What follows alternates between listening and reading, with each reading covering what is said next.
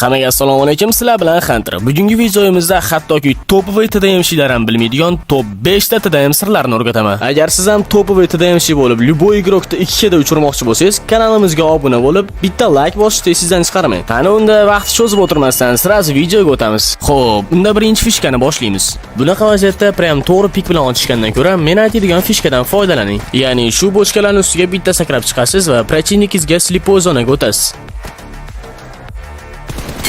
Slipoy zona bu nima degani? Bu protivnikingizga ko'rinmaydigan zona degani.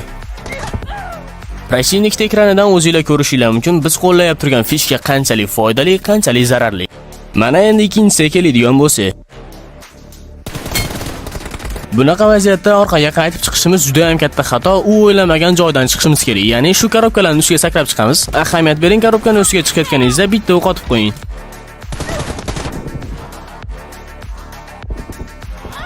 O'zingizlar ko'rishingiz mumkin, protivnik xayolini bir chekkasiga kelmagan joydan chiqyapman. Xo'p, endi uchinchisini aytadigan bo'lsam.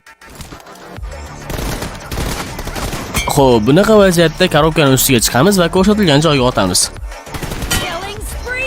To'rtinchi fishkaga o'tishdan oldin bitta narsani eslatib qo'ymoqchiman. Agar shu videoyim 1000 ta like yig'adigan bo'lsa, sizlar uchun ajoyib TDM turik o'tkazib beraman.